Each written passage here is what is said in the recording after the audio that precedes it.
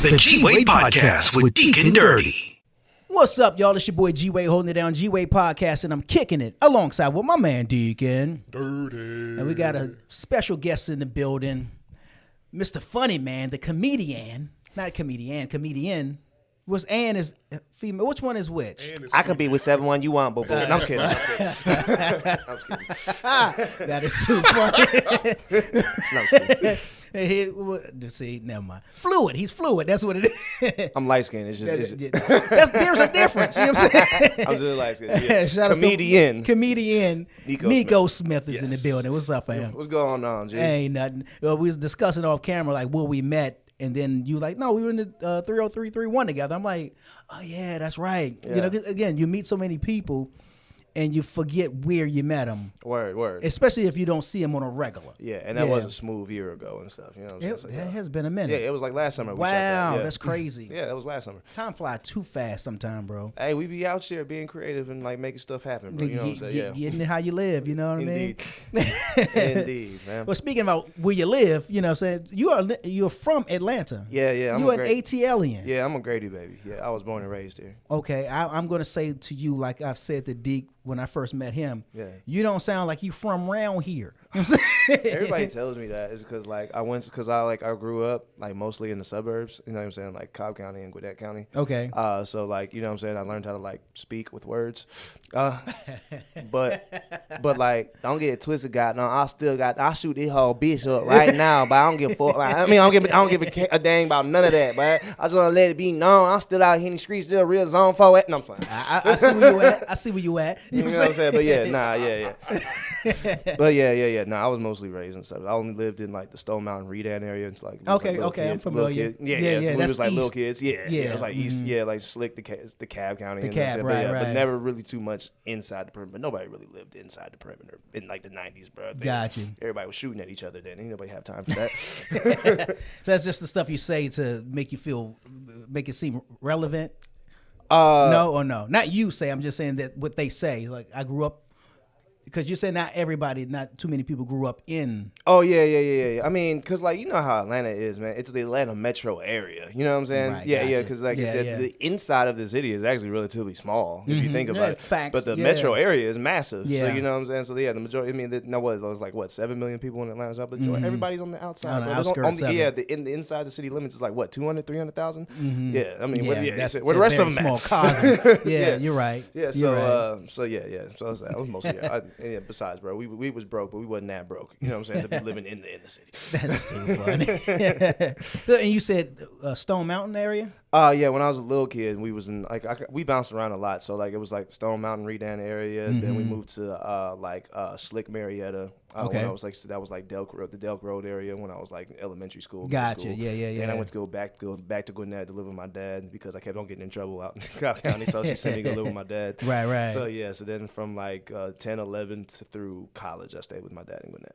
Okay, that's what's up. What college did you go to? I went to culinary school. I went to the Cordon Bleu. That's what's up. I went to culinary school. It was so stupid. I wish I didn't do it. Why? Nah, I learned a lot, man. I got to do some cool things and stuff, man. But I didn't need to go to school. I could have just as easily got them Did jobs. that in the kitchen. I could just as easily got the jobs. It was a whole finesse. That's funny. It was a whole finesse. If you see your college's commercial on TV, don't go. That's funny. Don't go to none of them. College. Yeah, don't go to any of them. DeVry, any of them, Wow. bro. Man, finessed. I got finessed. My school, it doesn't even exist anymore, and they still want me to pay student loans. It's Really? Yeah. So who you gonna pay it to? Like, Exactly.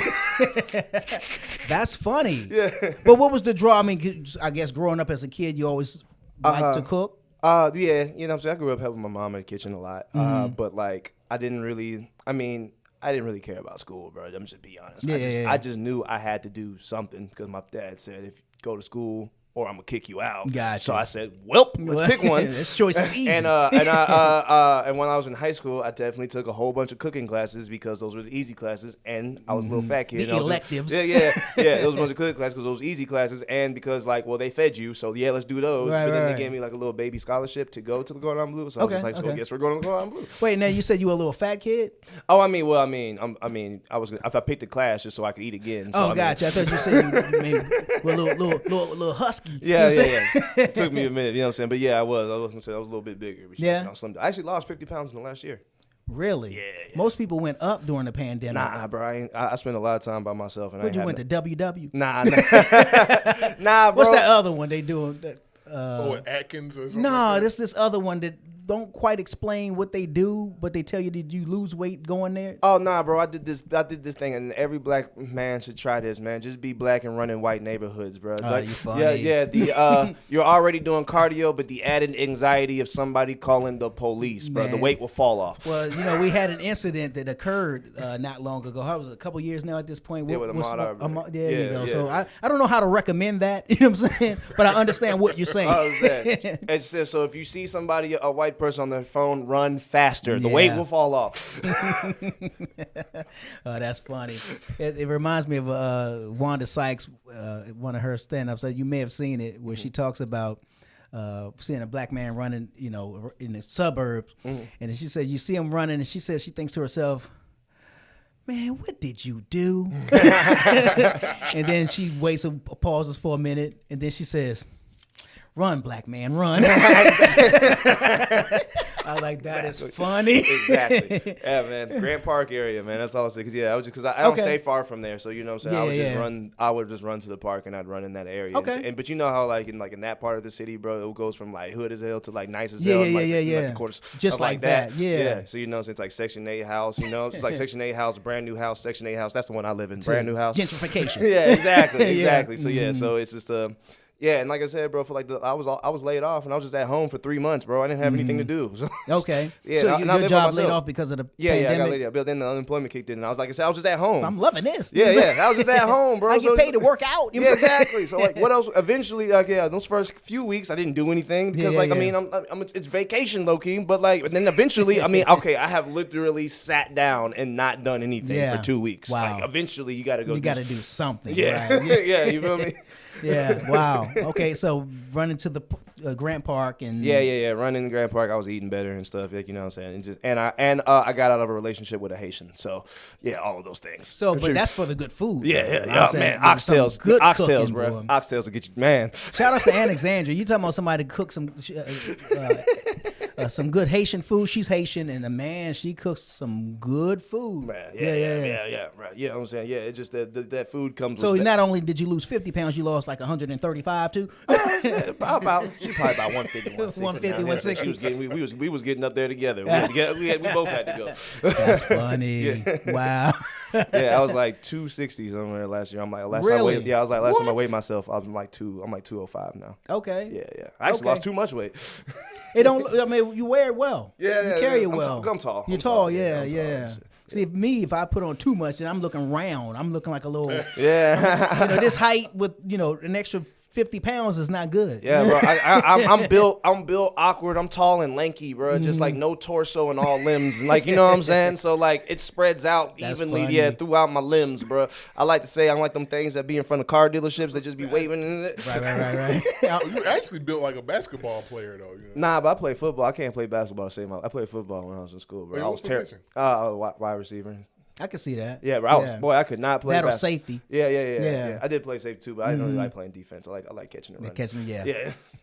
Yeah, bro. I was terrible at basketball, bro. This whole dribbling and moving thing, that's stupid. I don't like doing that.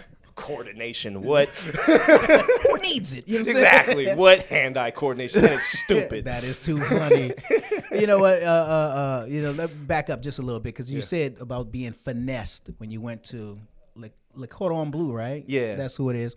Now, explain the finesse. Well, man, that's just my experience. Because I know a lot of people who've done really good with it. You know what I'm saying?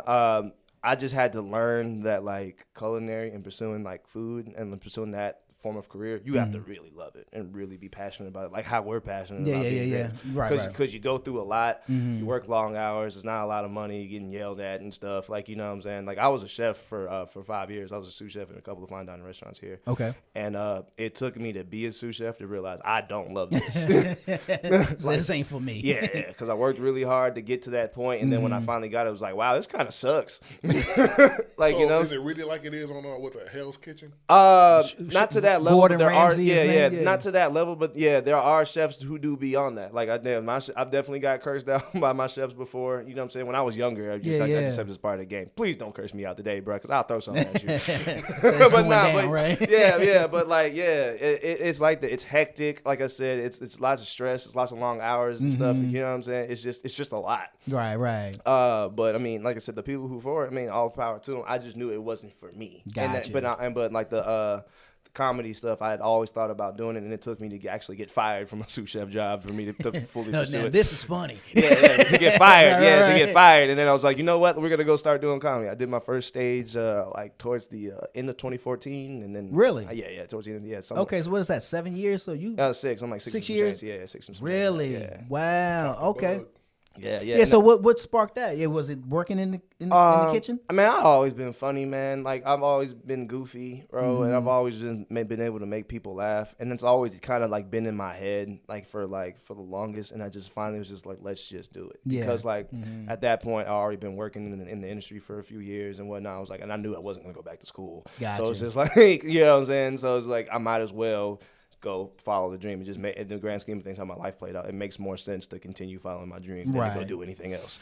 But what was the nudge? What was the was this ever since elementary school? Somebody was always telling me, man, you are funny. You're the next Lenny Bruce. You know what I'm saying? You know what I'm saying? I could tell you like the part of my childhood when I got an interest in comedy. I was a little kid and I was watching Chris Rock, Bring the Pain. Oh, yeah. Or my parents were watching it, or my mom was watching. You talking about the funny? Yeah, joint, Bring the man, Pain. It was like Bring the Pain, Bigger and Blacker, and Never Bigger and Scared. Blacker, Those are like those. Yeah. Those are like time, my first real exposure to like comedy, like stand up comedy, and I was like enthralled with Chris Rock when I was a kid. Like I watched everything. That's right. Yeah, I watched everything that man. I watched Down to Earth. Don't nobody remember Down to Earth? Dude, I remember Down to Earth, dude. I could, yeah. What's the name? The one movie, Head of State. I watched anything, but he was anything he was in, I wanted to see it. Okay. And that was like, and I was like the hugest fan of Chris Rock when I was a kid, and just like, I don't know, just the comedy, like the thought process. I would like talk to my friends about like us like doing skits or like going to go do shows, or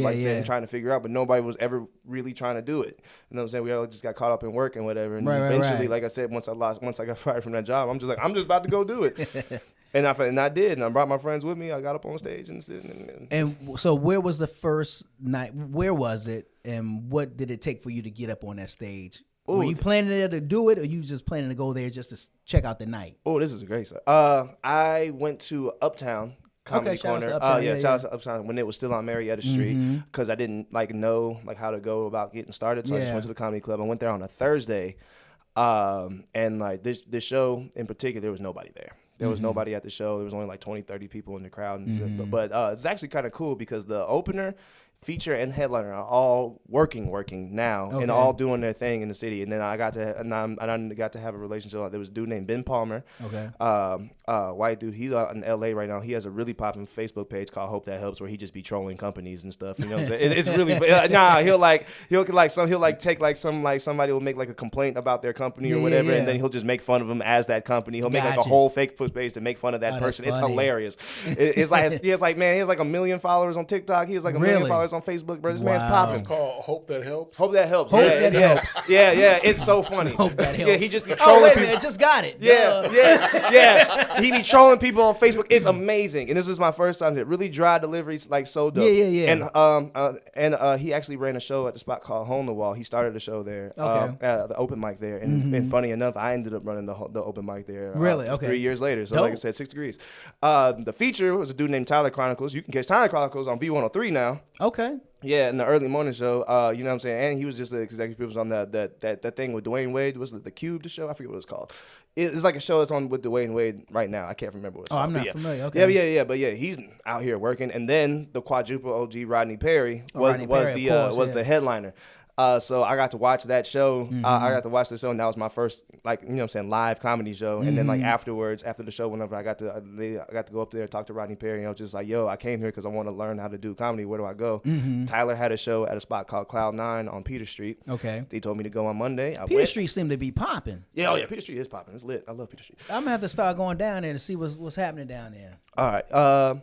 But yeah, so yeah, I went to the show on that following Monday. He was surprised that I came. And I was like, bro, you told me to come. I was like, bro, I tell people to come all the time. They don't never come.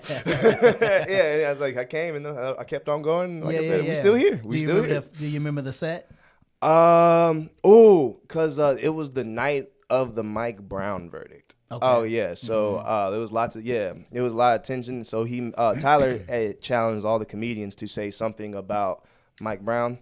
About the situation, about the situation and stuff. And like me, this is my first time ever being on stage, so I just remember looking at the news and they kept on saying like how like there's like a bunch of too many different stories for anybody to ever get a corroborating like story of what actually happened. And I was just like, wow, bro, this is the one time snitching would have been okay, and y'all ruined it. What are y'all doing? yeah, you got to pass. Why, man, y'all be snitching on First 48 like it ain't nobody's business, bro. This is the one time it is completely okay. Where is 6ix9ine? Where is 6ix9ine when you need him?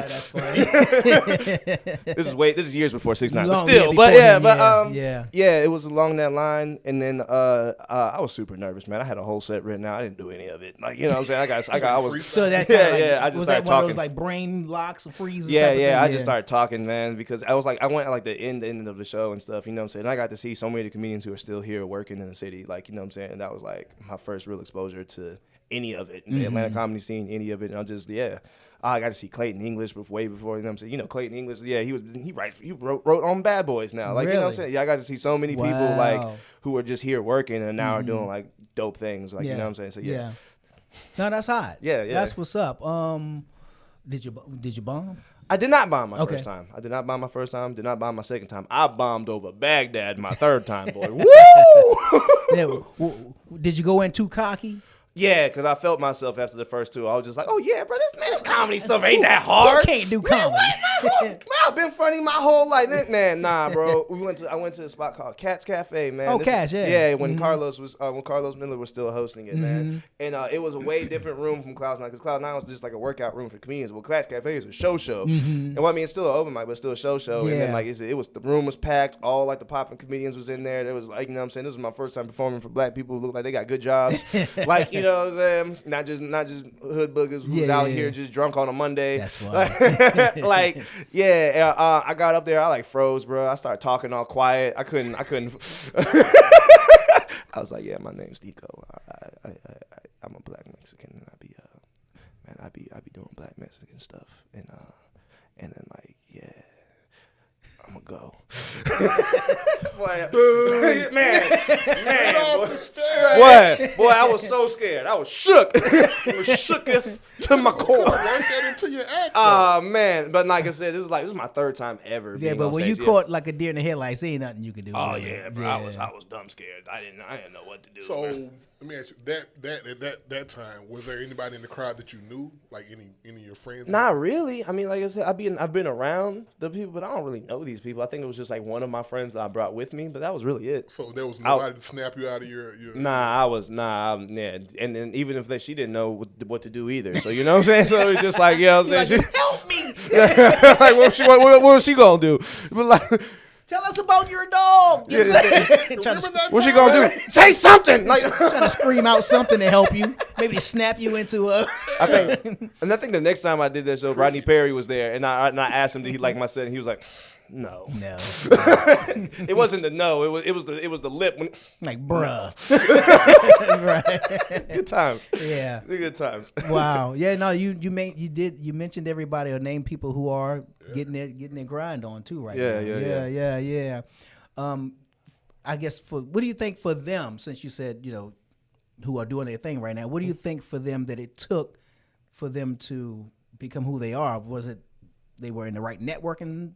The connects, that sort of thing. Just their time. Time. Yeah. Well, like with any of this stuff, bro, like timing is, but networking is. I think it's all of that, really. But really, bro, you just if you talented and you just keep on working, it's gonna happen eventually, man. Yeah. Like you know what I'm saying. All those people I listed are talented, and they always have been. You know what I'm saying? So and then like for example, Tyler, he was about 7 years in at that point. Gotcha. And I'm 6 years in now, so you know what I'm saying. So like if you just put your head down and just keep on Keep working. grinding it and out, you're doing yeah. what you're supposed to do. You show up, you perform when you're supposed to perform, and then when you get to the stage, you do what you're supposed to do. It's gonna happen eventually. Right. How bad did well, I guess for everybody. So what I'm asking you is really a question I know the answer to, but how bad did it shut you down throughout the pandemic of 2020? Because Oh man, I was all jacked up in the pandemic. I was thinking about quitting for real, because like I was already had gone through like some stuff. Like I said, my my last relationship ended really bad, bro. Okay. Yeah, she cursed out my mom in my mom's house right after my oh grandma yeah, got now I don't know cremated. how you. It was a lot, bro. So like we don't go together no more. Yeah, it was a lot. It was a lot, man. And then like I said, that happened. Then the pandemic happened. I got laid off from work. I didn't know what I'm saying. I didn't. Comedy. Yeah. Ain't that funny about that? Yeah, nah. You thinking about comedy? I don't know where my money's coming from. I don't know. Yeah. I don't know what Yeah. the next year's about to hold. I'm still trying to get myself recovered from the last situation. Yeah. I wasn't thinking about comedy at all. I was just trying to recover at that point.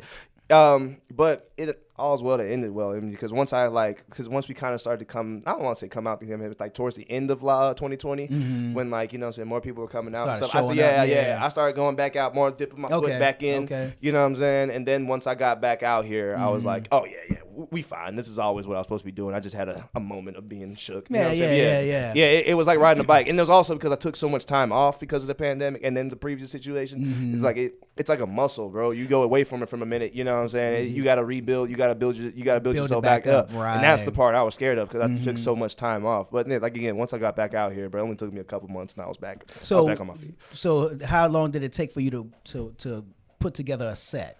My first 5-minute set, I would say I was about, Because 5 minutes probably in the beginning felt like 25, didn't it? yeah. I took that. Yeah, I was about 3 to 8 months in. I don't know, somewhere in there. Well, that I started to figure it out. And I actually had the opportunity to go on tour in my first year. Okay. Oh yeah, just I was doing that same 5 minutes everywhere. Man. Did I was doing that same 5 minutes everywhere we went. But Right. but yeah, I did have a tight 5 as long as it was within my first year. But I mean, but like here's where the problem lied. I like that. You might have said something just now. I'm sorry to cut you, but you may have said something. You know, we got the top 5. But saying a tight 5 might be something. Yeah. I don't know. You might. I don't know. I had a tight 5 within my first year. That's But a t-shirt. Yeah, You know what I'm but the next tight 5. Yeah, you know what I mean.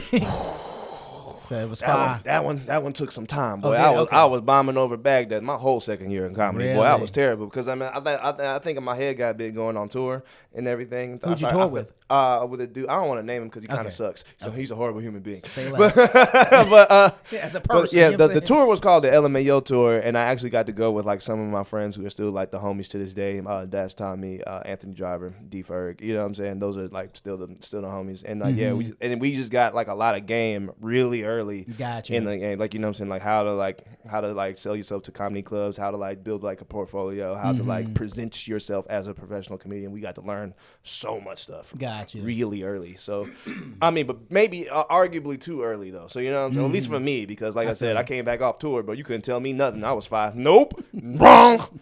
Now, how's your online presence? Getting better, man. I was I suck at social media. I'm not even gonna lie. I literally just be forgetting to post stuff, and just like I be in the moment and I be living, and I just don't pull out my phone to do stuff. I'm just trying to get more into the habit now that I have like an LLC and stuff, and I'm trying to be more professional and present myself, because it's just part of the game. You have to do it. Right. You have to. Right. You know what I'm saying? So getting better, but in those years prior, I was antisocial on social media. You know, speaking of the online presence, how do you feel about? Because I don't know what class would you fall in. Do you fall in this class or not? And I guess not, because of what you just said. Excuse me. Of the what do they call them? Social comedians, TikTokers and stuff like that. Yeah, all that kind of stuff. Who are really kind of popping now. Oh, You know what I mean? TikTok's a great resource for stand-up comedians, bro, because TikTok pushes your content for you, so you can get followers like that. Really? Yeah. Okay. So I mean, I played with TikTok a little bit. I just you got to dedicate time to it. You know what I'm saying? And I got a lot going on, so it's just I can only dedicate so much time. But like, like TikTok is super useful, and I would encourage any comedian to at least play with it, try it. You know what I'm saying? Because like I had like one video I was just making fun of Drake just on some willy nilly stuff, and then it ended up with 50,000 views. Just Really? And then it's so crazy, bro. And then it's so crazy, and then I got like 200 followers from that little stupid video. Right. Yeah, that you know what I'm saying. It's really Just by you saying it, I could see something there. Yeah, I don't remember what it was either. It's just like it's like a weird algorithm. You just got to keep on doing it. But that's how people end up. And then you take your followers from TikTok, and then you be like, hey, by the way, go to my Instagram. Go to IG, By the way, go to my YouTube. You know what I'm saying? It's a resource. Because somehow or another, when I go to IG now, I see a lot of TikTok videos that's posted on there. Yeah. Do he own? No, because Instagram does Reels. It's like their same thing as equivalent. TikTok's its own thing. Yeah, it's like But I mean, all of that stuff, man. It's just like what you were saying about the social media. It's like it's part of the game now. You just have to. I mean, I'm not gonna hate on nobody who. Did you cringe at it being part of the game? No, not really. I mean, I started like 6 years ago, so I was always around technology. It'd be quadruple OGs that'd be feeling some type of way about it. But even still, you can't, man. Times change, things evolve, technology changes, right? It just is what it is. True. That's true. Yeah. That's true. What's one of the you would say the best room that you worked? Like, which room do you feel like I feel like I always do good in? Like or? the one that when you there, you're like, home sweet home. You know what I'm saying? You know what I'm saying? I don't know, Or man. that you rocked that stage at that spot. Yeah. Oh man, I miss my spot at Hole in the Wall, bro, because I really built that. I really built that over 2 years, man. Hole in the Wall didn't make it through the pandemic. It got closed down. But wow. But that was my spot for years. Mm-hmm. I feel like I'm good at comedy. Or at least decent at it now from the work I put in there. You know what I'm saying? I got to really build up my material, build up my confidence, build up my stage presence in there. That was my spot. Okay. R.I.P. Are you still looking at Chris Rock as the quote unquote idol? He's definitely one of them, but like I really have an idol for like different parts of my life now because I realized like Chris Rock was like childhood. Like I seen him for the first time, but then Dave Chappelle came around like around my adolescent years. You know what I'm saying? Chappelle show, of course, to this day, godly, and then his specials and everything. That's like I'm saying. And then when I started doing comedy, Bill Burr. I mean, huge fan of Bill Burr. Bill Burr, bruh. That's my dog. That dude. I actually got to meet him. That some years dude. ago. Pause it right there for 1 second. Peek your head in. Peek your head in. What's up? Now keep it running. Don't just F8 it for me. Okay. And tell Laura I'll call in after we wrap up and everything here. Hey, how you doing?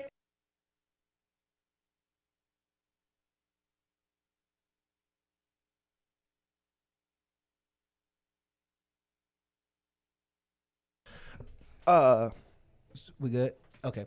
Now you can leave it open because I think that way if somebody come in the door we can see. Or nobody sneak in on us at this point. Please. Right. Like, oh, we need to duck. First off, I'm a light-skinned man. I'm going under the table.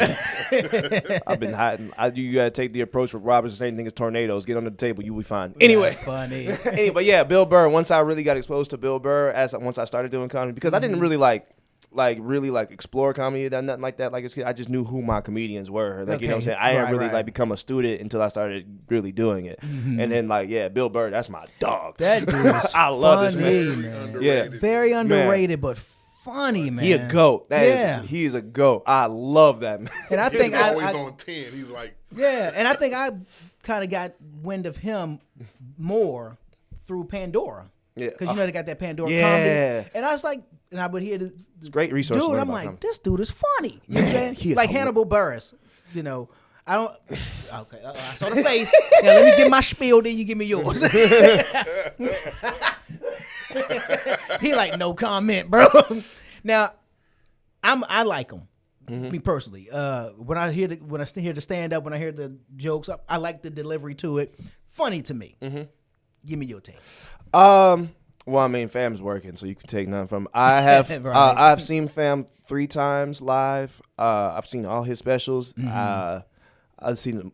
They just don't do anything for me. I've tried. I gave them. I said nothing against Fam. It's just like I said. I just watched. It's just not for me. What not I my find style. interesting right now is you calling him Fam. Yeah. I mean, you can get putting respect on his name, or you saying I ain't gonna say his name. You know what I'm saying? Well, I mean, you can still respect how somebody works and just not be a fan of it. Yeah, true. You know what I mean? I mean, he working, and also we do the same thing. So I mean, I ain't taking nothing from him. I'm not gonna just be like, yo, man, Fam is garbage. He sucks. I'm not gonna say that because obviously he's good to somebody. But I've watched it. I'm not particularly a fan, but all respect to him and all power to him. I got you. Yeah. Okay. All right. So, and who would be your Mount Rushmore of comedians? Like I said, I mean, my big three. Other ones, of course, you know what I'm saying. Your tight five. Who's your tight five? Bernie, of course. Bernie, of course. Then it gets complicated because there's a lot. You know what I'm saying? And it's probably like what you said before too, where you kind of go in eras. Yeah. Because when people talk about top 5 in hip hop, my thought becomes, when are we talking about? Because we can't do from 82. Because I was like one of them people like Tupac is the greatest rapper of all time, bar none. But then I was like, now can you still say that? It's kind of hard to keep him in that category of that era. Yeah, absolutely. Yeah. So I guess. So I guess it kind of be the same for comedians. Yeah, absolutely. Like, Chris Rock would be obviously. Yeah, for me, like I said, as a kid, Bernie Mac. Yeah. Like I said, I them the ones I just grew up watching and stuff. So, you know what I'm saying? So of course they ain't gonna have a special place in my heart. But then there's like a whole bunch more that I'm a big fan of now. Like Deion Cole, huge fan. Dude, yeah, big fan of Deion Cole. Like you know what I'm saying? On the white slap. You know what I'm saying? Jim Jeffries, I'm a big fan of him. Jim Jeffries, I've never heard of Jim. Jim Jeffries, he's an Australian dude. Okay. You know what I'm saying? He's cold. I like him. Right. I've been watching. If you like more like musical comedy, I've been watching Bo Burnham lately. I like Bo Burnham stuff because his music be good, but he makes like comedic music and stuff. But he's really cool. Okay. Yeah, check like I said, once we get into that, like there's a bunch more that I like. You know what I'm saying? Miss Pat has been around for a minute. Man. Yeah, I thought she had a show. I thought she had a show that was supposed to be coming out. For ago. BET. I don't know what's going on, but soon I guess. I'm not sure. Yeah, but Miss Pat's cold. Miss Pat is raw. Yeah, she is cold. You ain't never heard of her, D. She is amazing. Oh, okay, yeah. She is amazing. Man. Tom Segura. There's so many. Like I said, once we get into that, then we'll be here. Like and liking different comedians for different reasons. Yeah. Because I like the art form, man. It's like it's pure expression. You know what I'm saying? There's no music. There's no hype, man. There's nothing else. It's just like this is how I feel. Right. Take what you want from it. Like, you know what I'm saying? Yeah, I'm with you. Yeah, no, that's what's up. Yeah. Because that's the same thing that goes for me when somebody said, what's your top 5 like R&B songs? I'm like, of what era? You know what I'm saying? Because I can't put Marvin Gaye up against Trey Songz. You know what I'm saying? Yeah. the two don't. Well, two Trey different Songz eras. isn't anybody's top 5 R&B. But you don't like R&B. Stop it. Well, see, this is where we're going. Here's a difference of opinion again. You know what I'm saying? Me personally, I like Trey Songz. I get it. I do. I do. I mean, whether you think he a great singer or not, that's subjective. I love the music. I like his music. I always tell people, I don't know what it is, but I love his music arrangement. I like the way it's all put together. I will give you that. And the content of it. But again, what you feel about him or him as the singer, that's up to you. Say less. Absolutely. Absolutely. So yeah, it's kind of hard to just hone it in when you got too much to choose from. Absolutely. Yeah. That's a favorite restaurant. I don't know. I just like this over here. And that over there. At this time. This time. Because I'm not hungry for chicken right now. And like I said, and it's just always like you said, personal preference and like the reason why that person speaks to you. Like, you know what I'm saying? There you go. Because people give me because one of my favorite rappers is Nas to this day. Okay, and people be giving me hell and I'm like, but you liking his sleepy music, bro? I'll be like, hey man, he speaks to me personally. Nas don't have the club music for sure. I get why people say that about Nas because I listen to everything, you know what I'm saying? But like, you want to learn? He speaks to me personally. Yeah, you know what I'm saying? I was a little kid. I know I can. I thought he was talking to me. That's what's up. You feel me? You trying to get knowledge? What? Trying to elevate? You know what I'm saying? What, you want positivity and hopeful words? That's you want somebody to uplift your spirit? Right. What? You want to move forward? You know what I'm saying? Yeah. Oh, yeah. Go ahead on with all that. You can have your Nas. You know what I'm saying? Yeah. Well, meanwhile, they're like, I like Lil Nas X. You know what I'm saying? Like, well, not the same. Well, you got your horses in the back. I don't. Mine's is Illmatic. There you go. It is written. You know what I'm saying? Yeah, absolutely. God, son. Nas, son. You know what I'm saying? Absolutely. So you mentioned Nas. Let's talk about some of your hip hop influences here in Atlanta, because this is where you from the A. Yeah. Growing up, who were some of your favorite artists? Of course, off top, Outkast. You know what I'm saying? Okay. Got it. You know what I'm saying? Yeah, that's the GOAT right there. They the GOAT, rather. You got it. You know what I'm saying? But you know what I'm saying? I was because are they responsible for putting Atlanta technically on the map? So to I speak? would say. I mean, I would say the whole Dungeon family all had their part, but yeah, they were the ones that like. Yeah, they blew the doors open at that point. You know what I'm saying? It was over with. You know I guess they was obviously so dope because Diddy was the one who directed. What's that? Super Players Ball. Is that what it's called? Yeah. Oh, yeah. Players came from No, it's the other joint. Southern Playlist? That's the one. Oh, yeah. Yeah, that one. Oh, you Sure did wanna play his Was ball? that the first song? I don't know. like it was I don't know Players which Ball. one. It feel like it was Players Ball. Okay, Yeah. then I'm wrong. Sorry.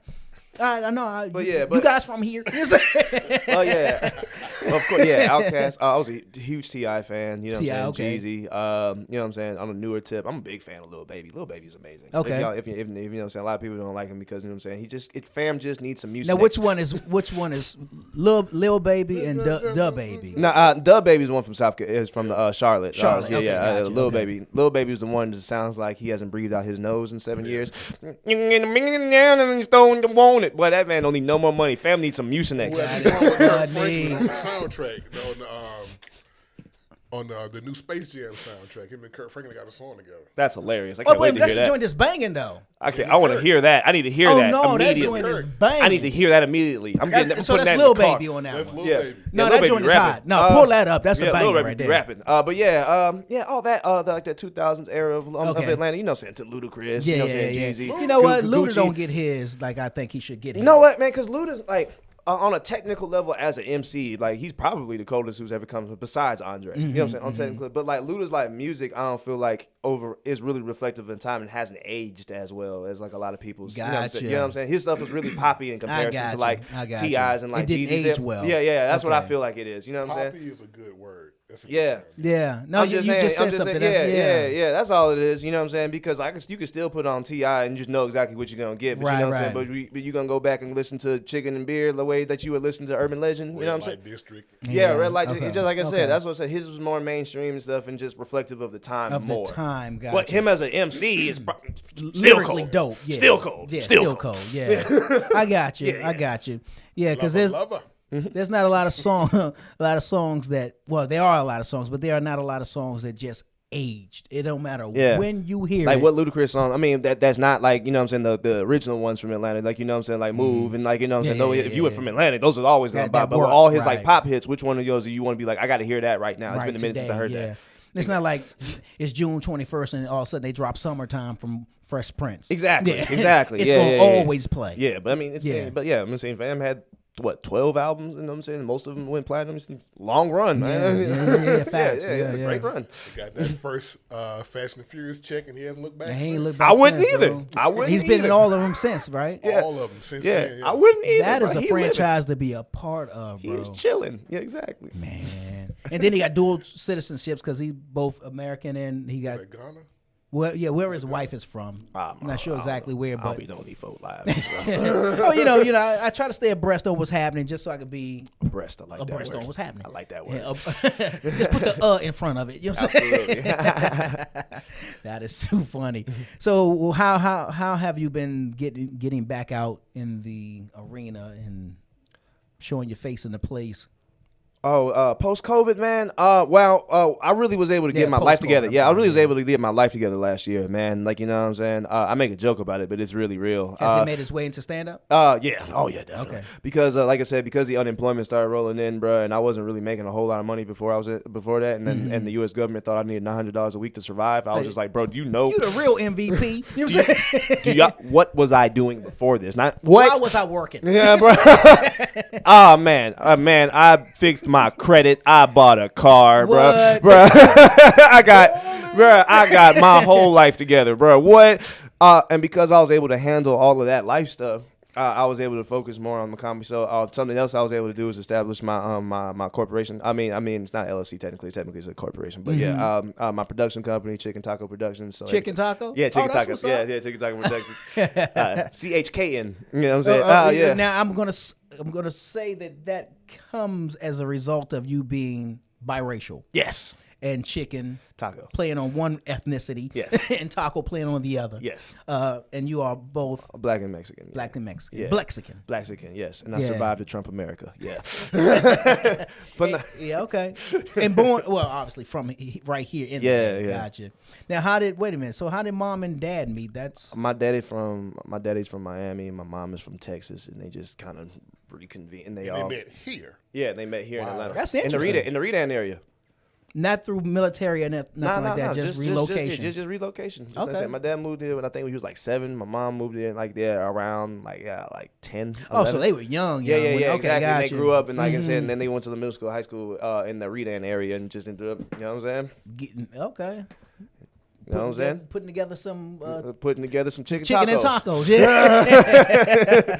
That's funny. TNA made DNA and Exactly. have Neiko. You know what I'm saying? El Nico. Guacamole noises. Anyway. That is too funny. Anyway. That's a comedy special. You know what, dude? You're absolutely right, a bro. comedy I'm telling you, you got something there, man. Thanks, bro. You got something because obviously, as a comedian, your job is to stand out as the comedian, to bring the jokes that are. Some stuff is same soup warmed over. Yeah, and we get it because everybody has the same kind of thoughts at times. If you walk down the street and trip over a rock. I've walked down the street and tripped over a rock. How do we tell that story? Yeah, you get what I'm saying? Absolutely. But if you can come with something just so unique, and and I'm thinking chicken taco is an angle. Yeah, because we got Cat Williams and we got Gabriel Iglesias. But we don't have them all together. Hey, working on it.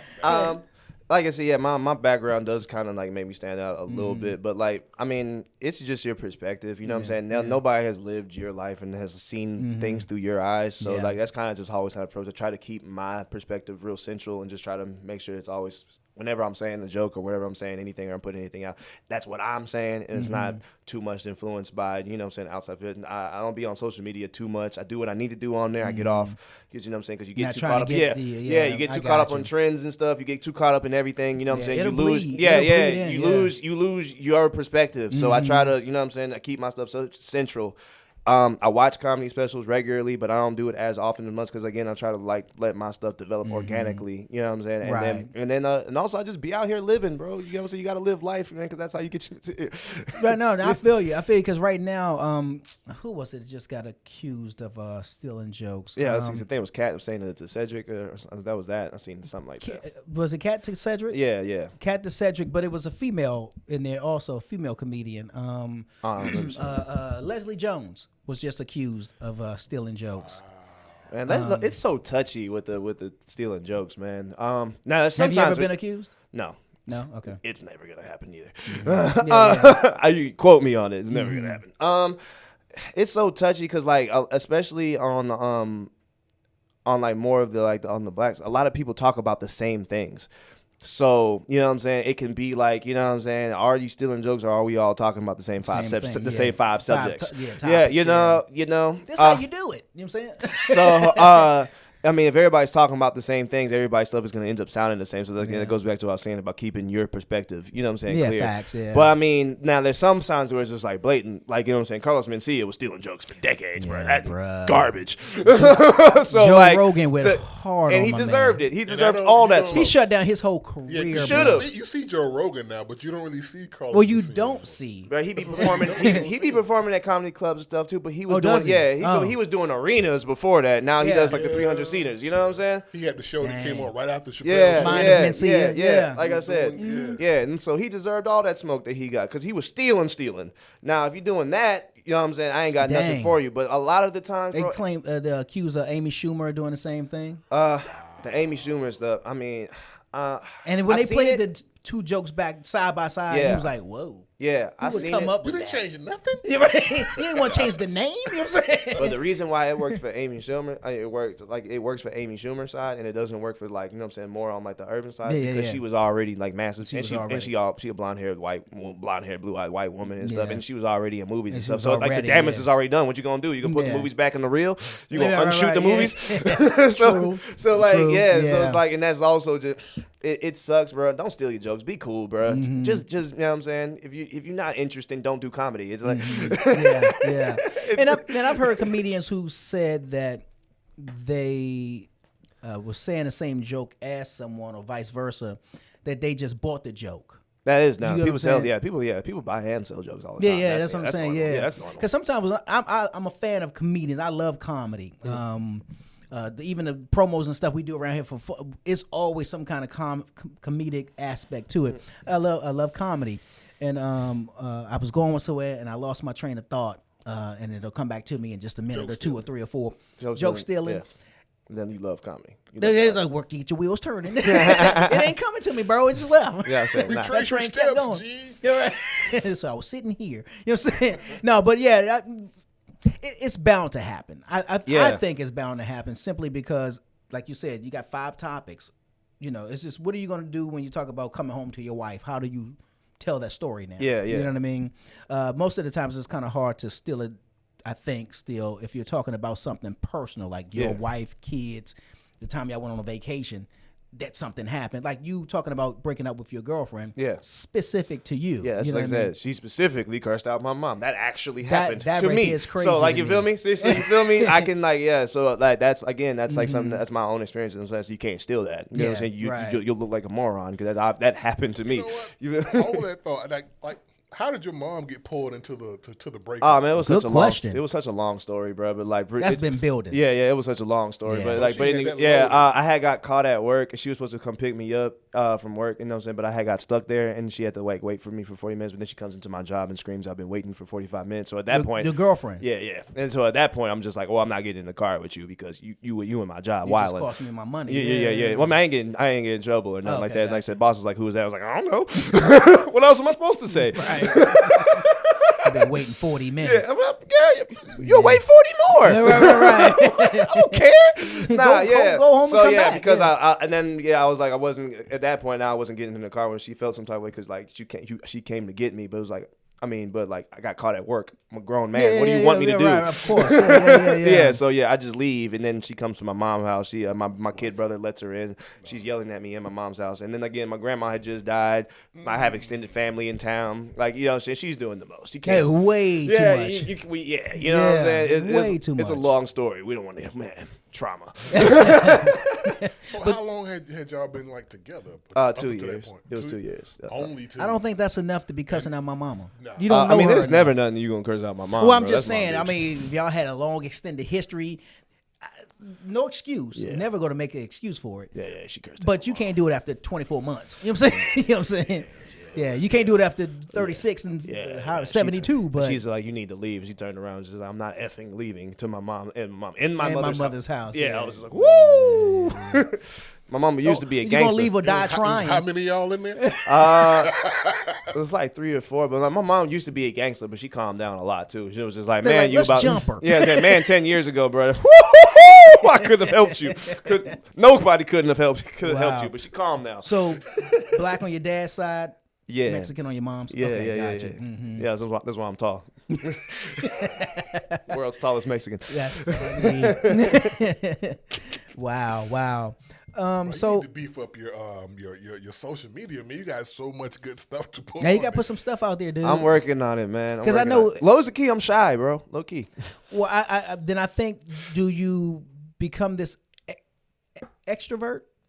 I'm an introvert. Introvert is when I'm introverted, extrovert, bro. Like Extrovert, literally, this is just me, bro. Yeah. Like I cannot help it. But like, Do you know, force out the extrovert just so that you? yeah. That's what I I have to. You know what I'm saying? Yeah. But low is the key, bro. Like when everybody was tripping on the pandemic, I got to spend all this time alone, bro. I was like, wait a minute, we get to spend months alone. I was fine at home by myself, absolutely fine. Yeah. Bro, I was working. I was working out. I was sleeping good. I was playing PlayStation, courtesy of the U.S. government. I was good, absolutely good. If you know what I'm saying, I have my peoples. I got my family. If I have my circle, cool. I forced myself. my tribe. Yeah, You know what I'm I saying? forced myself to be social for the career. Yeah, I mean, not yeah. force myself. I mean, it's whatever. You know what I'm saying? I'm cool. But I'm. Like I said, this is just like me as a person, but right, real life, I'd be at home. You just said something, G. You said tribe. Yeah. So I know, like, a lot of the great comedians have had, like, once you get into their history, you realize they may have had some writers, but at the same time, they got like a good unit around them. Like, who do you have around you that you can like, that's supportive, that you can like build off of? Oh yeah. My like I said, the homies, man, the homies who I pretty much been riding with for years. My homie Lisa Smith, my homie Anthony Driver, that's Tommy. You know what I'm saying? Those have been like my squad for years. You know what I'm saying? That's like I said, finding your tribe. That's really the first thing you got to do. And I mean, not the first thing you got to do, but like when you're getting started, but once you find that, stuff just starts falling into place, man. You got to find who your peoples is and who got your back and who supports you and who, and who understands your comedy and understands like how you move and operate. So Yes, man. No yes man. No yes man. You can't have no yes man on your squad, bro. Yeah, now dig it up. And then every last one of them would curse me out, and that's what I need. Hey, yeah, speaking of which, have you had one of your friends say to you, "Yeah, bro, don't tell that joke again"? Yeah. Usually, if I'm saying something that's borderline on the women tip, that's Lisa to be like, okay, yeah, I'm gonna need you to just throw that whole joke away, just throw. Trash. Yeah. As a matter of fact, you wrote that in the book. Give me the book. Throw the book away. Yeah, That's funny. Yeah, but and my homie Tommy, man, he's more physical and stuff, and he's really better with the TikTok. He actually had to check me the other day because I was running the first show I produced under my banner was at our bar ATL. Was a few weeks ago. It's called Laughs and Vibes. You know what I'm saying? I was so caught up in the show, I was forgetting to take pictures and forgetting to like interact with the people and stuff. And he said he had to pull me aside and be like, "Bro, why you ain't talking to nobody?" I was like, "Dang, my bad. You right, right. You right, my bad." Yeah. So that's what I'm saying. You gotta have people on your team to even like it's not just the jokes. It's like there's so much more to this. I tell people like, you know what I'm saying, how funny you are is only like 20% of like what's gonna make or break you. Because if you think about like this like a job or whatever, say like you're like a coder, you're gonna go apply for a job to be a coder. Well, if you're applying for a job, I guess it's expected that you know how to code. Yeah. What else can you do? Right. You know what I'm saying? So yeah, and that's the other intangibles. Other parts of it, exactly. Yeah. Have you heard a joke from a comedian, whether it was one of the Chris Rocks or of whomever, and said, "I got a tag for that. If they would have just said this, that would have." All the time, man. Yeah. Not nothing specific, man, but like I'll just get to flowing and I'll just be hearing it. I'll just be hearing and just like that part of my brain will just start clicking. Like, bro, when I'm out on the scene, I'm just listening, and you know what I'm saying? And sometimes I'll hit people with it, but you know what I'm saying? And sometimes I won't. It just depends. You know what I'm saying? I've had somebody be like, "Dang, bro, you don't even need to be saying that joke." But I can. right. Is there anything too far? What's the limit for There's you? no subject off limits, man. There is no subject off limits. There's nothing that you can't talk about. There is nothing that you can't say. But if you're going to say something reckless, it better be funny. I tell everybody Is there a too soon? It better be funny. It better be funny. Because I've seen it. How much stuff comedians can get away with if the crowd is with them. If they won the crowd over. Yeah. Like, oh, he actually said that? Yeah, because I had a joke about COVID where I was just like, it only took 600,000 people for me to get my life together. And some people will laugh and some people will be like, ugh. But like, if you're doing your. See, look at See, nah. So like, yeah, it's just like I said. I mean, it's real. It's honest. If you're telling the truth, you're gonna you're gonna either make somebody happy or rub somebody the wrong way. So there's nothing you can really do about that. You know what I'm saying? So I mean, I just focus on the people who are here, who are with me. If they're not, yeah. I'm sorry. I mean, what you want me to do? I mean, not like I'm not apologizing to you. I'm sorry you feel that way. What you want me to do? Right. Like, if there was a sitcom that you could be on right now, let's go with comedy since we're in the lane. If there was a sitcom that you could be on right now, what sitcom would that be? That is a great question. He's like, I know I would fit in well on the set of that. Dang, that's a show. good question. I would probably say either the George Lopez show or the Wayans Brothers. Okay. Wayans Brothers. George Lopez show was good too. George Lopez show and Wayans Brothers. Wayans Brothers was my favorite '90s sitcom. That was out of all the ones, that was the one that stood out to me the most. You know what I'm saying? Marlon Wayans is my dog to this day. I'm a huge fan. Yeah, Marlon Wayans. Somebody else is in my top 10. Black and Mexican, you could actually do both. Yeah, exactly. That's why I picked those two. But yeah, I mean, but you also have. We talked about this with Christopher James that you have this ambiguous kind of look to you too. So we know, but we don't know. You know what I mean? So it's almost like The Rock. You know, The Rock can kind of ease in different kind of ways, whether they're pairing with a black woman or a white woman, and it works. You know what I mean? I'm learning that because like even us doing 30331, because like the acting stuff I literally just fell into in the last like few years because I just been smooth out here just doing comedy, doing stand up and just trying to do whatever I can. But then, like I said, in the last few, that type of stuff just started to come my way, and it keeps coming, and I'm not even really looking for it. It's just coming. Gotcha. Like, you know what I'm saying? So that's where I'm starting to like see how like other people perceive me and like, you know, and see me and I'm getting to the point now where I'm starting to use it to my advantage. I mean, I'm here, you know what I'm saying? And people keep on putting me in those situations, so I might as well. Right. But yeah, man, I never really thought about that until people made me start thinking about it. You know what I'm saying? I was just like, I'm just here. I'm just existing in this plane. That's right. Kind of moving along with the flow of it. Yeah. What's the end goal? Man, I would just love just a full-time career in comedy, man. I don't even really do this stuff to be famous or nothing like that. A lot of people do want to get famous and like, you know what I'm saying, and all power to them. I don't do this at all to be famous. I literally do it because I don't feel like there's anything else I can do. Like, I mean, like, I have other school. Yeah, I mean, I have, like, you know what I'm saying, like, other skills and whatever. But, like, I keep getting fired, bro, because I be running my mouth too much. And like everything ain't funny. Yes, it is. You gotta look for the joke. Exactly. Find the funny. You know what I'm saying?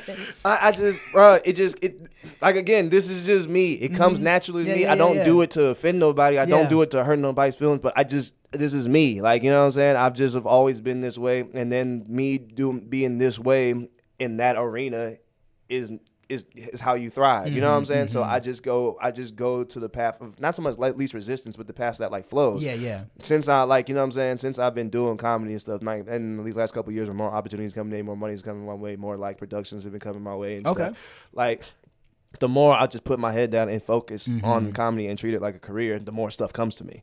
You know what I'm saying? Because like I said, I just be being me and doing myself, and it just comes natural, and I don't have no problem doing other work because, like, I legitimately love doing this. I don't do it for fame. I don't do it for clout. It's just I love doing it. Right. You know what I'm saying? And all the other stuff just kind of just comes.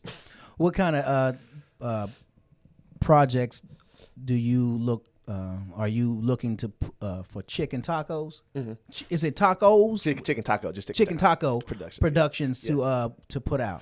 Well, I have a show that I'm producing right now with my partner Lisa Smith called Love Is Trash. Yeah, it's a.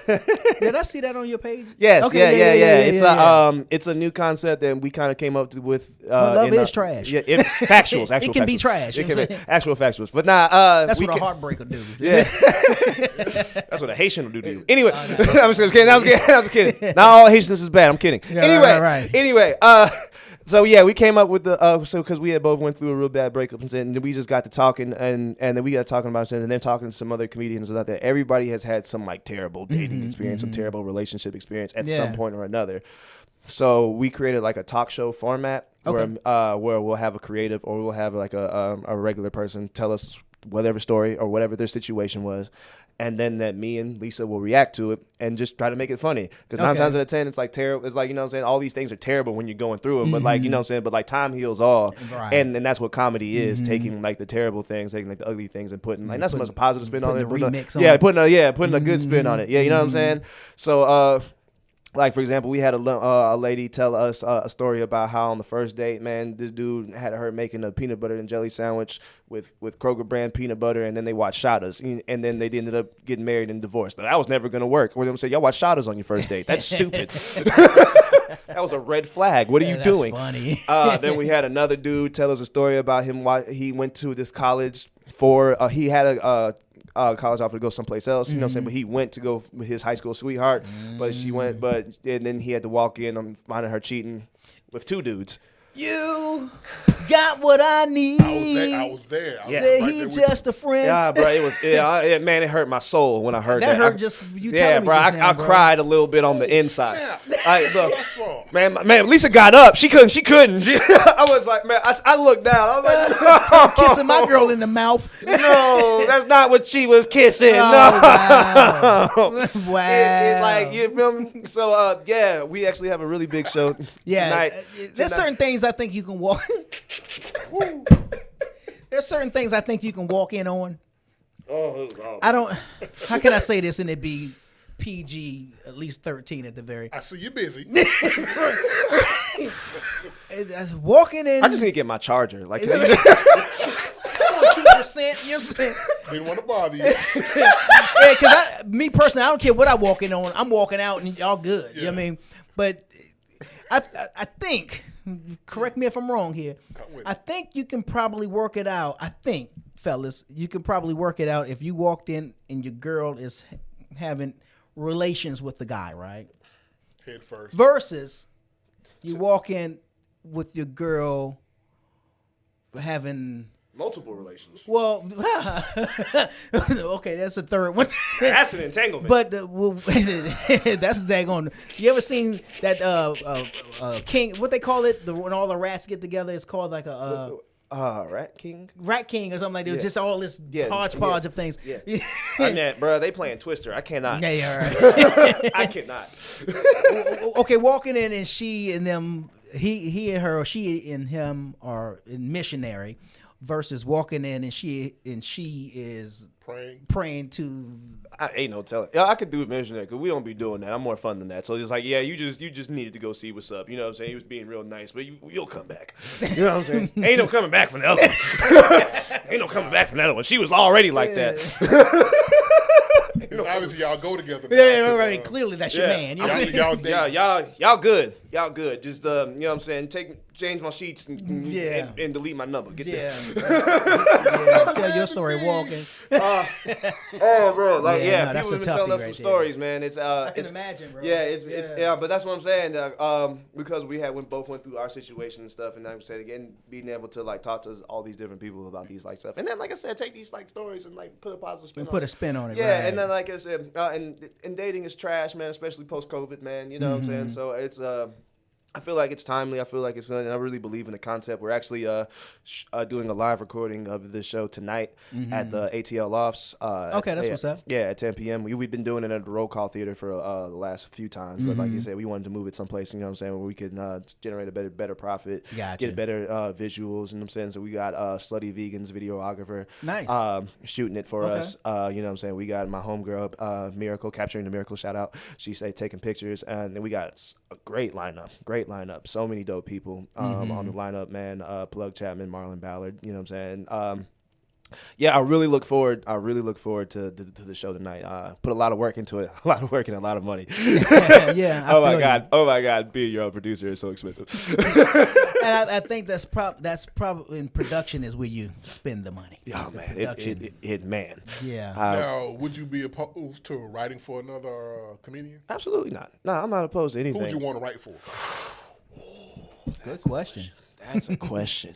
Working right now? Ooh, that's a great question, fam. Dion. Let's let Dion Cole. I'm a huge fan. I don't think he needs me at all, but like, I don't know. Get to playing with stuff. Get to riffing and talking. You can see. Yeah. Off the top of my head, I can't. Yeah, like I said, you kind of blew me. That was a good one. That was a great question. There's so many. I'm saying real live. Like, if I could ever like getting really have a talk with like Tyler, because like I said, Tyler's one of my big influencers for me getting started. So yeah, maybe him too. That would be cool. That's a great question. I'm gonna think about that. Would you write for a show? Like a sitcom or anything like that. Talk show. Well, nighttime talk show. Yeah. Sitcom. Oh yeah, talk shows definitely. Never really explored the sitcom. That's more script writing and stuff. I haven't really got into that. Like I said, the more of like the on screen stuff and like stuff. I'm still learning. Even like the acting side of the game. I'm still learning all of it. So you know what I'm saying. I'm open to anything and everything when it comes to the career at this point, man. Not everything. Right for Conan O'Brien. Yeah. He was one of the writers. Dion Cole. Yeah. Was it Conan? Yeah, it was one of the late nights. I can't remember. Yeah, definitely. Yeah. I would, if there's any of those type of opportunities comes up, you know what I'm saying? I get the packets that come through and stuff, and I play with them. Ain't nothing's happened yet, but I'm open to all of that. Yeah, absolutely. Dion Cole is. I wouldn't say he's underrated because right now I think he's getting his. That last special he did was amazing, off the chain. You know what? I watched it the first time and I was like, I feel like this could have been better. And then I watched it again and I was like, I was tripping. I was tripping. I'm tripping. Right. I'm tripping. Maybe I don't remember what it was. Maybe I wasn't paying attention. I was like, bro, that junk was amazing. Rolling. I like him on Blackish too. Yeah, on Blackish he's a beast. On Blackish, yeah. All right, in the debate, or I guess it's a debate, kind of still, kind of. It's been recent. Monique came out and said, hey, ladies, babies, beautiful queens, can y'all stop being at the airport with your bonnets and your pajamas? And what's your take on women being out? We kind of got bonnets on these microphones right now, but with the bonnets on at the grocery store, at the airport. Oh man, is it too not ladylike to professional or whatever. I be minding my own business, bro. You comfortable? I'm comfortable. Live your life. Do what makes you happy. You don't owe nobody no explanation for stuff like that. Live your life. Who cares? I don't care. That's how I see it. With stuff like that ain't got nothing to do. Your bonnet ain't doing nothing to me, so I don't care. Right. You know what I'm saying? And if anything, you probably just don't want the world to see what's under that bonnet. So keep the bonnet on. They're doing us all a favor. Yeah. So you're doing everybody a favor. So yeah, whatever, man. Man, you don't owe nobody no explanation. Live your life. Yeah, and I agree, and I also say that we as men don't really have a dog in the fight. Yeah. Because we can't really speak on what women. What they go through, what they got to go through to get when they get up in the morning to go to somewhere. Real live. It took me to have like a really close female friend to realize like y'all spend how much on y'all hair? Mm-hmm. It's a lot of money. It's so stupid to me. It's a lot of money. Thousands. Yeah. On their hair, bro. And that's just the hair alone. And now imagine when they throw their eyelashes, bruh, and their nails and their toes. She broke it all down to me, bro. I was like, that is stupid. That is stupid. She's paying rent on her body. I might get $140 haircut a month. You know what I'm saying? It just depends. Maybe every 2 weeks. Thing out. Yeah, every 2 weeks. Because I be wearing hats too. I really like hats. Gotcha. You know what I'm saying? I just I got my haircut because I got a show tonight. A big show. But you feel me? So I might do that depending on how I feel. You know what I'm saying? What you said?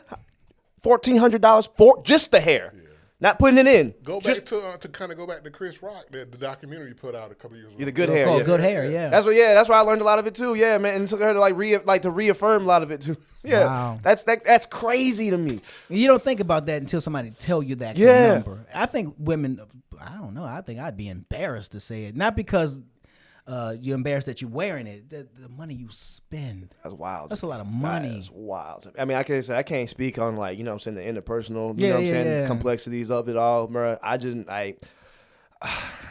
know. A lot of people you can get to, I'm not saying this is what it is, man, but you can get to spending thousands of dollars not loving yourself, man. Love yourself. It comes from within. It doesn't come from there ain't nothing out here that's gonna make you love yourself better. It comes from within. Yeah. Facts, ain't no hair, ain't no clothes, none of that. No, you spitting now, bro. You spitting. PSA. Message. You know what I'm saying? That is what's up. Well, comedian now and also / actor, Neiko / producer. Chicken Taco Productions, Neiko Smith. Where can people find you on social media and all that good stuff? All right. And on a good comedy night. Yes. All right. You can find me on all social media with my name. That's Neiko, Neiko Smith on everything. Facebook, Instagram, Twitter, everything. You can follow my production page. That is Chicken Taco Productions. That's CHKN Taco Productions. That's on everything as well. And then you can follow the Love is Trash page. Yes, you know what I'm saying. I really believe in the show. It's a really dope show. That's on Instagram. When will we start seeing content for that? Oh, I got content. Like I said, it's already happening. Yeah. Okay, we posting clips regularly now. Okay. But like I said, the one that we're shooting tonight, like I said, we're putting all this money in there because this is the one where we're trying to get sponsors. I feel you. Yeah, we're trying to get sponsors because, again, producing stuff yourself is expensive. It's very Somebody save me. You are laughing. I am not joking. Yeah. Sponsor me. I will be homeless. Save me. Yeah, I feel you. Wouldn't you like to help? Would you like to save a creative today? Save a creative today. Yeah, that's funny. That's a t-shirt, bro. I'll go half on you if you want to do them. No cap. We can work that out. No. Oh, wait a minute now. See, when we do this stuff, when we talking a lot, stuff just fall out. We be like, t-shirt. You know what I'm saying? So, yeah, you never know, man. There's a lot of creatives here in Atlanta, so I think that would be something. Absolutely, that would man. be But, hot. yeah. But no, that's good, man. I'm looking forward to seeing the productions and what you got going on, and I hope that you guys get sponsorship. I'm sure you will, and so you can take that thing to the next level, to whatever that next level is for you. Is that next level a Netflix thing or thing? Man, I don't have like a long-term, interim goal and stuff. I stopped thinking about things. It was just like I have to have like this done by this time. I kind of just like I knock out the short-term goals. I really just focus on that one and I just move on to the next thing. You know what I'm saying? Because I feel like you look too far ahead, bro. You know what I'm saying? Life don't care about your plans anyway.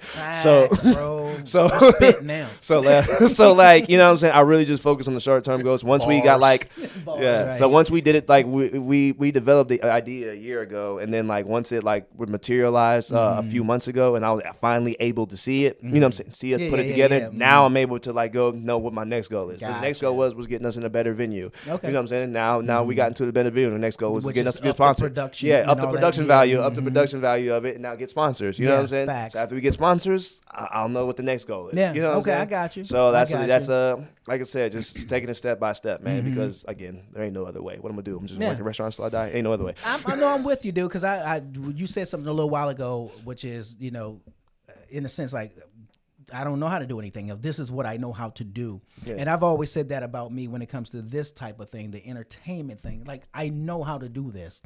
Can I go work for, Coca-Cola or whomever? Sure. Definitely. Would I be happy? No. I can clock in anywhere. Oh yeah, anywhere. There definitely ain't no job I don't feel like I can do, bro. I got a big brain, I can figure it Yeah, out, yeah, I can do yeah, it. But yeah. nah, bro, man, get you some happiness Which you out this can world. wake up and do every day, Yeah, be man. happy doing Yeah, it. get you some Yeah. happiness out this world, bro. There's no other way. And I'll close with this. This was a documentary I saw years ago. This was like in the 90s. And I just truncated to keep it, let's make a long story bearable. I got that from Corey Red. I can only use it a few times, give him credit. After that is mine. You know what I'm saying? So I'll make a long story bearable. The guy was talking about working at Disney, the creative side of Disney, not the park, but just behind the movie type side, the cartoon parts, and filmmaking. And he said, this was the thing he said that stood out to me and it never left me. He says, where else can you go to work and play? And I was like, wow. And it stuck with me. I was like, because that means you're doing something that you just enjoy doing. Mm-hmm. Well, like you said, you got your come up when you got fired. You know what I'm saying? As opposed to being on a job like. I was miserable. Yeah, man. Bro. I was drinking every night, bro. I was miserable, bro. That job that led you to becoming a. You know what I'm saying? Now I drink every night and smile. Because I enjoy it. You know what I'm saying? There's a difference. You know real live, I don't even drink it. Real live, bro. Waterboy, you're fired. Actually, bro, I spent all that time by myself. I wasn't really drinking the whole time. I was like, because what I was gonna do, just sit at home and drink, bro. So I really don't even drink as much as I used to. That's like I said, I got myself right in that solitude. Yeah, no. Sometimes you need it, man. Absolutely. Like I say, God know what he doing. Yeah, absolutely. You know what I mean? Absolutely. Well, that's up. Neiko ain't gonna do nothing. Why you hating, God? Get up out of there. Yeah, running through Grant Park like a mug, boy. Man.